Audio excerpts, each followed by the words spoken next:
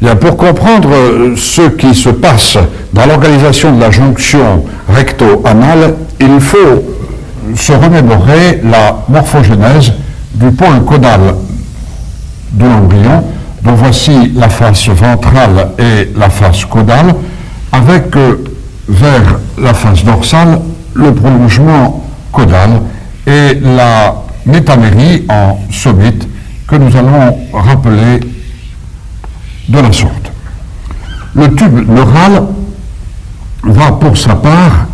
s'arrêter définitivement à l'aplomb de L2, se prolongeant par le phylum terminale qui lui-même va être subdivisé en deux portions. Premièrement, la portion du cône dural, du cône durmérien, qui va descendre, lui, jusqu'à l'aplomb de S2, et la portion extradurale, accompagnée par le feuillet pial. Et si je précise ce détail, c'est parce que c'est là que vont siéger les kystes pilonidaux. Il existe des kystes pilonidaux congénitaux, véritables dysembryums, avec à l'intérieur des poils et des glandes, et d'autre part, des kystes pilonidaux acquis, qui sont la maladie du tape-cul, le Gyp disease des gastro-entérologues, qui sont des dystrichiasis, qui, au niveau de la marge anale, sont ce qu'est l'entropion au niveau de l'œil. Le tube endoblastique, pendant ce temps, s'est subdivisé en deux portions, le sinus urogénital vers l'avant et la portion qui nous intéresse plus ici, la portion digestive rectale vers l'arrière. Cette division est le fait de la migration de l'éperon péritonéo-périnéal décrit par Koeniker, qui va venir induire le noyau fibreux central du périnée, qui est la clé de voûte du périnée. Sur ce noyau fibreux central, nous allons en effet avoir une condensation myotomiale du premier type de muscle qui va caractériser cette jonction anorectale. C'est le sphincter strié, dérivé du sphincter cloacal, qui sera innervé par sa face périnéale, par le nerf pudendal. La deuxième structure va correspondre aux fibres musculaires lisses de la paroi entoblastique rectale qui vont se condenser, constituant le sphincter interne, innervé, lui, par les structures végétatives ortho- et parasympathiques. Enfin, la troisième structure va être striée, celle-là, représentée par le muscle levator ami, qui va venir enserrer la jonction anorectale et qui incorpore les myotomes des sommites coccygiens et caudaux qui ont régressé, qui vont venir s'intégrer à la formation du muscle levator ani, qui sera innervé par sa face pelvienne, par les racines S3, accessoirement S4. C'est donc de cette intrication des trois structures musculaires que va tout d'abord apparaître cette complexité de cette jonction recto-anale. La morphologie de cette jonction recto-anale sur une vue de face d'une coupe frontale va nous permettre, vers la portion crâniale, de retrouver la muqueuse rectale avec la première ligne décrite par Hermann, la ligne recto-anale.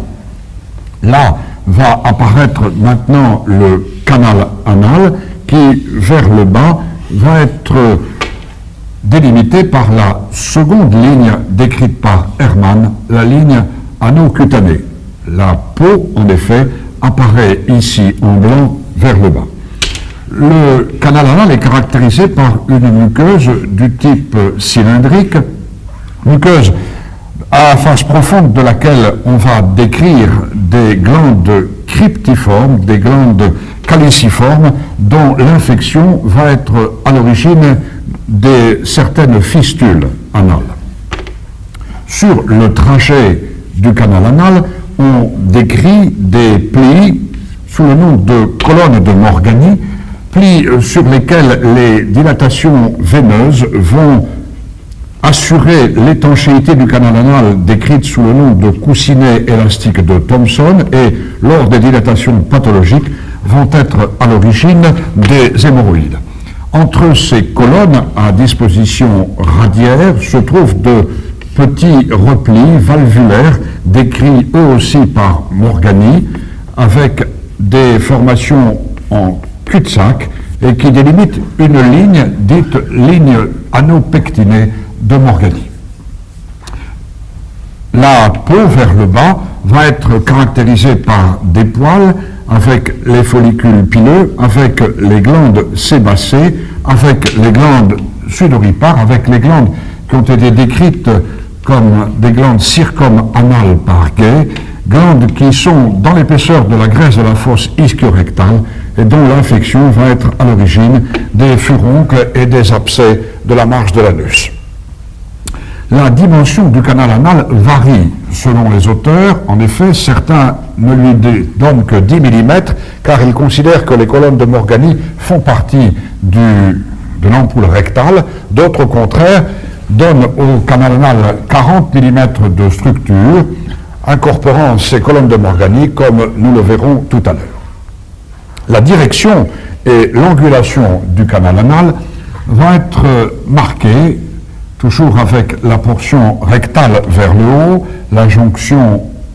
recto-anale maintenant vers le bas et la jonction ano-cutanée tout près de l'orifice d'abouchement. Cette direction va être marquée par un angle appelé cap anal qui est normalement de l'ordre de 100 degrés. Ce cap anal va être sous-tendu par les faisceaux rétro-rectaux du muscle levator ani, et ce cap anal constitue chez la femme, dont voici la face postérieure du vagin et le col utérin sectionné, l'un des moyens d'appui les plus importants de ce col utérin. C'est là que se situe le cul-de-sac recto-vaginal de Douglas, qui vient jusqu'au niveau du noyau fibreux central du périnée et qui explique alors, lorsqu'il y a un prolapsus, véritable hernie péritonéo-péritonéale, les érythrocèles, avec une augmentation de la distance entre l'orifice anal et l'orifice vulvovaginal vers l'avant. La texture de cette jonction est donc marquée par l'intrication des 3 couches musculaires, dont tout d'abord la première couche va être représentée par le sphincter externe. Voici la face ventrale et le côté latéral droit en vue périnéale. Voici vers l'arrière les dernières vertèbres coccygiennes figurées et vers l'avant le noyau fibreux central du périnée. Le sphincter strié externe de la marge de l'anus autour de la collerette cutanéo-muqueuse est constitué par 3 couches concentriques. La première, la couche profonde, à disposition annulaire, sphinctérielle pure. La deuxième couche, couche moyenne, est constituée par des fibres qui vont s'entrecroiser en avant et en arrière, en avant en direction du noyau fibreux central du périnée et vers l'arrière en direction du raphé anococcygien de la ligne blanche postérieure décrite par Cruvellier. Le troisième contingent de fibres, toujours à disposition annulaire, sphinctérielle, périorificielle, la couche superficielle, est constituée là encore par des fibres qui vont s'entrecroiser et en arrière vers le coccyx et en avant vers le noyau fibreux central du périnée, mais qui là, comme nous l'esquissons maintenant, vont se prolonger vers les formations périnéales superficielles antérieures, vers le muscle bulbo-caverneux et vers le muscle transverse superficiel du périnée. Nous sommes ici de chaque côté à l'aplomb de la graisse de la fosse ischio-rectale et c'est à l'intérieur de cette graisse que l'on voit arriver les ramifications terminales du nerf pudendal issues des racines S3, S4, ramifications à destinée motrice mais à destinée également sensitive. La deuxième structure musculaire importante qui caractérise cette jonction va être représentée par le muscle levator ani sur une coupe sagittale, dont voici la portion crâniale et la face ventrale. Voilà l'ampoule rectale et la jonction recto-anale avec le cap anal précédemment étudié et avec schématisé en une seule couche le sphincter strié de la marge de l'anus, dont voici la ligne ano-cutanée de Hermann. Le noyau fibreux central du périnée est dans ce plan. Et le muscle levator-ani va être tout d'abord constitué par des fibres pubo- et ilio-rétrorectales qui viennent constituer ce lac qui va soulever, qui va fermer le cap anal, mais qui va également, lors de la défécation, lorsque le bol fécal arrive dans cette jonction, assurer la section, va ainsi tronçonner le bol fécal.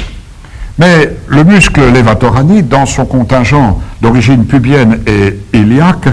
va, par certaines fibres maintenant, venir en avant, constituer le muscle qui avait été décrit déjà par Hall, muscle antérieur et transversal décrit par Henle, sous le nom de muscle sustentaculaire du rectum, ces fibres du rectum, ces fibres traversant le sphincter strié. À la partie dorsale de cette coupe, voici la pointe coccygienne avec les dernières vertèbres coccygiennes. Voilà le raphé anococcygien et le deuxième contingent de fibres musculaires de cette jonction va être d'origine coccygienne. Il s'agit de fibres qui vont, venues de l'arrière, enserrer la portion moyenne du canal anal, constituant le muscle recto-coccygien, muscle rétractor ani, qui avait lui aussi déjà été décrit par Treitz. Et Schaffik a tout récemment précisé la portion terminale avec, à partir du noyau fibreux central du périnée vers l'avant, des fibres qui, elles aussi, sont intriquées avec le sphincter strié et tout en bas font le tour par l'arrière du canal anal. Ces fibres, chez l'homme, se prolongent par des fibres à destinée prostatique et à destinée séminale. Ainsi, ces trois couches du releveur de l'anus, en se contractant les unes après les autres, vont, à l'image d'une serpillière que l'on torsade, assurer l'étanchéité du canal anal. Bien sûr, le muscle levator-ani, dans la paroi même de la jonction anorectale, va venir mêler ces fibres avec les fibres de la troisième couche que nous allons voir dans un instant, constituant ce que Laimer a appelé l'arc de Laimer, qui est surtout très important en avant et sur les côtés. Il l'est beaucoup moins vers l'arrière. Eh bien, pour expliquer la texture de la troisième couche musculaire intriquée après le sphincter superficiel, après le muscle levator-ani, je vais mettre en place une coupe frontale en vue ventrale, coupe sur laquelle nous allons tout d'abord retrouver les trois portions précédemment isolées. Voilà, sur cette vue ventrale, la portion crâniale et la portion latérale droite, à savoir vers le haut la portion rectale pure, puis ici au milieu la portion anale, et enfin vers le bas la portion cutanée, dont voilà rappeler les structures pileuses. Sur la hauteur du canal anal, voici les colonnes de Morgani et l'un de ces replis valvulaires détaillés précédemment. La première couche musculaire lisse, troisième constituant musculaire de cette jonction, est une couche à disposition circulaire. Les fibres, ici sectionnées, vont maintenant s'épaissir en regard de la jonction anorectale pour constituer le sphincter interne ou sphincter lisse. Le sphincter externe, lui, va apparaître sur cette coupe avec les trois couches précédemment isolées, la couche la plus profonde, puis la couche intermédiaire, et enfin la couche superficielle du sphincter strié. La deuxième couche de fibres musculaires lisses est une couche longitudinale constituée par trois types de fibres, dont voici premièrement les fibres les plus internes, qui vont en regard du canal anal, pour certaines d'entre elles, se replier et constituer ici ce que Park a appelé un ligament suspenseur, soulevant ces petits replis valvulaires qui ont une très très grande importance parce que c'est là que se trouvent les plexus veineux hémorroïdaires supérieurs qui vont, lorsqu'ils se dilatent, constituer les hémorroïdes internes et qui sont maintenus en place par ce ligament de Park dont l'effondrement va expliquer le processus dans la maladie hémorroïdaire. D'autres de ces fibres descendent plus bas et vont remonter, toujours appartenant à cette couche numéro 1, dans l'épaisseur des colonnes de Morgani. La couche longitudinale numéro 2, moyenne, est formée de fibres qui vont maintenant traverser l'épaisseur des couches du sphincter strié pour venir s'étaler à la face profonde de la peau, mêlée avec les expansions du levator ani et constituer un véritable muscle possier appelé le corrugator cutis ani, muscle qui va friper la peau de la marge de l'anus et qui va pouvoir volontairement moduler le P lors de l'émission des gaz.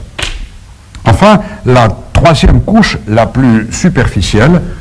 longitudinale, toujours et lisse, va s'arrêter pour se replier et se mêler dans la constitution de cet arc décrit par Leimer, qui est, lui, formé par l'expansion des fibres issues du muscle levator ani, comme nous allons le montrer maintenant, fibres dont certaines vont rejoindre ce corrugator cutis ani. Voilà ici donc comment se termine la troisième couche longitudinale superficielle de la musculeuse lisse de la paroi rectale. Ces fibres vont être innervées par les contingents ortho et parasympathiques. Bien, l'une des caractéristiques aussi importantes de cette jonction recto-anale va résider dans son innervation, dans l'intrication des innervations. Nous allons remettre en place sur une même coupe frontale, en vue ventrale, dont voici la moitié gauche, la portion crâniale, la muqueuse rectale vers le haut, la muqueuse anale dans la portion moyenne et le revêtement cutané dans la portion la plus basse. Nous allons, de façon plus simplifiée, rappeler le sphincter strié de la marge de l'anus de la sorte, rappeler également la terminaison des fibres du muscle levator ani, rappeler le sphincter lisse interne, circulaire, et certaines des fibres longitudinales de cette façon. Eh bien, tout d'abord, sous l'angle de la sensibilité, la somesthésie, tout d'abord, voici figuré le cône terminal médulaire avec les myélomères sacrés et les myélomères coccygiens. La somesthésie extéroceptive, nociceptive et discriminative va, après un relais dans les renflements ganglionés des racines postérieures, des racines sacrées, à partir du nerf pudendal, à partir des rameaux coccygiens de S3, S4, S5 et des rameaux coccygiens, rejoindre les cordons postérieurs de la moelle.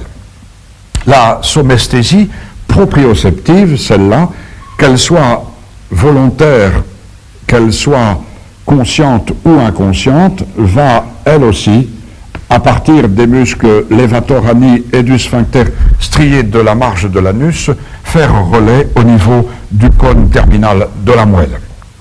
Pour ce qui est de la sensibilité splanchnique, viscérale, celle-ci va être intriquée au niveau du canal anal et dépendre du système orthosympathique, faisant relais dans la chaîne latérovertébrale ganglionée que je schématise maintenant, et ces différentes afférences vont maintenant rejoindre ici le cordon orthosympathique de la moelle sacrée par le sympathique latérovertébral sacré. Pour ce qui est de la sensibilité et de la motricité, car il s'agit d'une structure qui est très très particulière, voici les formations nexus, qui sont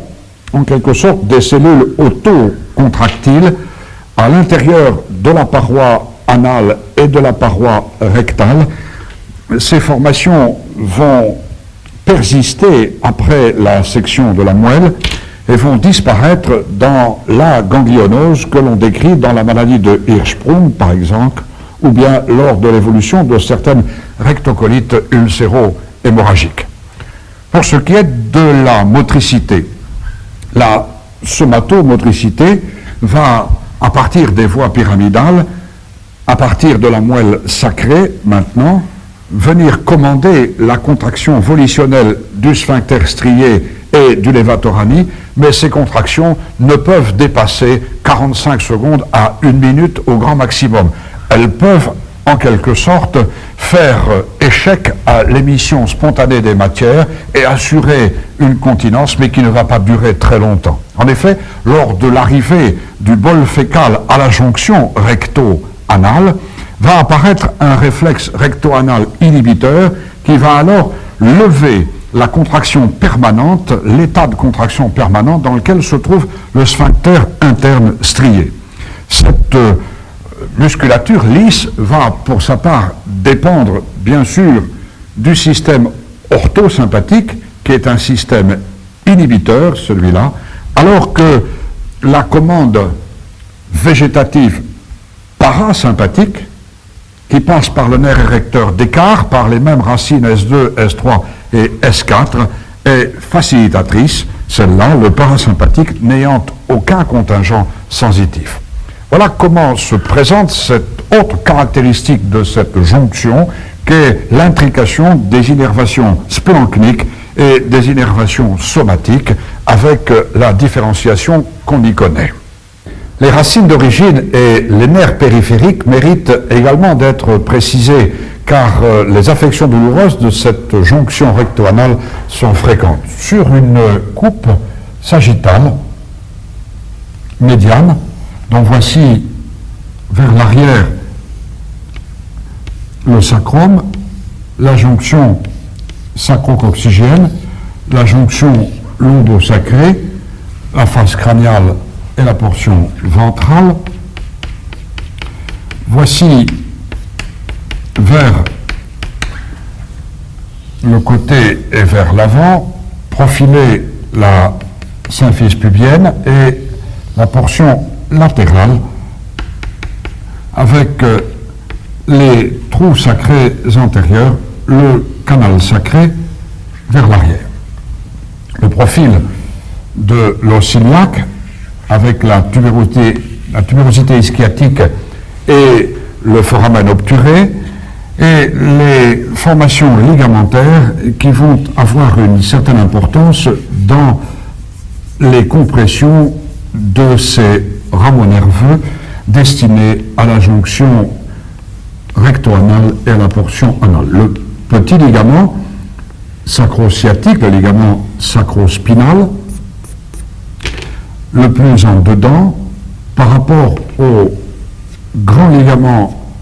sacro-sciatique, le ligament sacro-tubérositaire, qui va se replier sur la tubérosité ischiatique, constituant le repli falciforme décrit sous le nom de canal d'Alcock. Voici les deux orifices, les deux échancrures, avec la traversée esquissée des muscles pelvitrochantériens que sont le piriformis, le pyramidal du petit bassin, par la grande échancrure sciatique au-dessus, et le muscle obturateur interne par la petite échancrure sciatique au-dessous. Les racines d'origine du plexus sacro-coccygien sont tout d'abord le tronc lombo-sacré L4, L5, qui, rejoint par S1, S2 et S3, donne naissance au grand nerf ischiatique. C'est à partir de S3 et de S4 que va prendre naissance le nerf pudendal qui, dans un premier temps, va sortir de la cavité pelvienne par la portion sous-pyramidale de la grande échancrure ischiatique pour repénétrer dans la même cavité pelvienne par la petite échancrure sciatique et venir se ramifier, donnant les contingents moteurs et les contingents sensitifs dans tout le périnée postérieur et antérieur. Eh bien, le trajet de ce nerf va tout d'abord expliquer un premier type de compression qui est à cet endroit, sous le muscle pyramidal, au-dessus du petit ligament sacro-sciatique, et qui va s'accompagner par des névralgies anales, certes, mais s'accompagner le plus souvent également par une sciatalgie sur le trajet du nerf cutané fémoral postérieur de la cuisse. Le deuxième site de compression, numéro 2, va siéger en dessous du petit ligament sacro-sciatique avec une variante, entre guillemets. En effet, parmi les variations anatomiques, on décrit quelquefois un trajet transligamentaire à travers le ligament sacrospinal de ce nerf anal à destinée postérieure. Lors de tels sites de compression, les névralgies sont essentiellement périnéales postérieures, essentiellement anales. Il faut d'ailleurs, à ce propos, signaler la présence d'un nerf beaucoup plus fréquent qu'on ne le décrit, nerf qui a été précisé par Morestin, nerf anal postérieur, qui prend naissance à partir de S5 et des racines coccygiennes, et dont l'étirement va être à l'origine, quelquefois, de certaines dégénérescences des nerfs avec une fibrose, comme on trouve chez certains constipés chroniques. Enfin, le troisième site de compression du nerf pudendal, numéro 3, va siéger dans le repli falciforme du canal d'Alcock, avec, là encore, 3' des variantes anatomiques, le filet nerveux pouvant traverser le grand ligament sacro-sciatique. Et dans ce cas, les névralgies sont périnéales, mais se projettent surtout dans la partie antérieure, génitale et urinaire. Ces rameaux nerveux et cette jonction recto-anale vont être précisés maintenant dans leur rapport sur une coupe verticale, frontale, représentée en vue ventrale. Voici du côté crânial le sacrum et latéralement la section de l'aileron iliaque avec l'articulation sacro-iliaque. L'os iliaque va être sectionné à l'aplomb de la tubérosité ischiatique et les muscles pelvi-trochantéria apparaissent sous la forme du piriformis à la partie supérieure, muscle piriforme qui va être accompagné dans son émergence au-dessus du petit ligament sacro-sciatique par les racines plexiques du grand nerf sciatique, du nerf ischiatique, mais qui va également être accompagné ici par le trajet du nerf pudendal qui sort temporairement de la cavité pelvienne pour repénétrer en dessous du petit ligament sacro-sciatique, juste au-dessus, ici,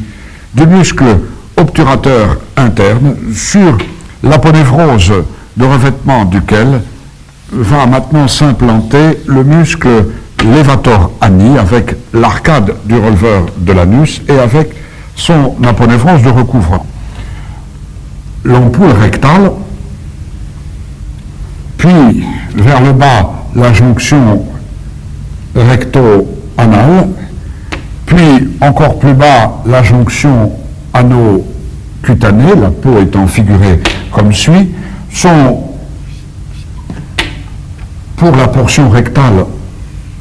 entourée pour moitié par le cul-de-sac péritonéal, ce dernier étant sous-tendu par la lame sacro-pubienne, la lame hypogastrique, mais ceci n'est pas directement en rapport avec notre sujet. Voici sous la tubérosité ischiatique le grand ligament sacro-sciatique et la portion périnéale de ce nerf pudendal. Autour de la marge de l'anus, voilà sectionné le sphincter strié de la marge de l'anus, et voici la graisse de la fosse ischio-rectale, celle-là même dans laquelle nous avions tout à l'heure évoqué les collections abcédées et certains trajets fistuleux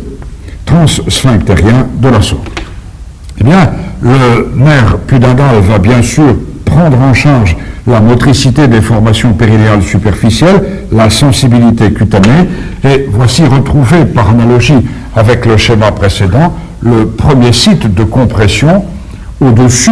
du ligament sacrospinal en dessous du muscle piriforme, le second site de compression en dessous du ligament sacrospinal au-dessus du muscle obturateur et le troisième site de compression dans le canal d'Alcock.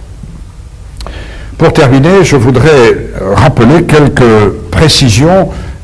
spécifiques à cette jonction recto-anale sous l'angle de la vascularisation. Pas tellement sous l'angle des artères qui sont bien connues, pas tellement sous l'angle des lymphatiques, mais surtout sous l'angle veineux. La pathologie hémorroïdaire est fréquente. Sur une même coupe frontale, avec du côté crânial l'ampoule rectale et en dessous le canal anal, puis la jonction ano-cutanée. Voilà le sphincter strié de la marge de l'anus. Les veines de cette région vont constituer des plexus veineux qui sont répartis en deux sites que nous avions tout à l'heure déjà évoqués. Le site le plus haut situé, les veines hémorroïdaires les plus supérieures qui vont être à l'origine des hémorroïdes internes, et les veines les plus inférieures qui, elles, constituent les veines hémorroïdaires externes. Eh bien, ces plexus veineux sont richement anastomosés entre eux, avec un trajet qui est circumsphinctérien, mais qui est également transsphinctérien. Le drainage veineux, le muscle levator ani étant rappelé schématiquement de la sorte, va se faire par la face crâniale vers le contingent sus-lévatorien iliaque interne, par la face caudale en direction des veines hémorroïdales inférieures tributaires des veines honteuses internes, mais également maintenant en direction de la veine saphène, dont la crosse va rejoindre la veine fémorale en direction des veines honteuses externes superficielles et donc en rapport avec la pathologie varicoeuse décrite au niveau du membre inférieur. La véritable maladie hémorroïdaire siège à ce niveau avec l'importance rappelée de ce ligament de Park et la ptose et le prolapsus qui caractérisent cette maladie. Voilà quelles étaient les précisions anatomiques de cette jonction anorectale qui méritait d'être rappelée.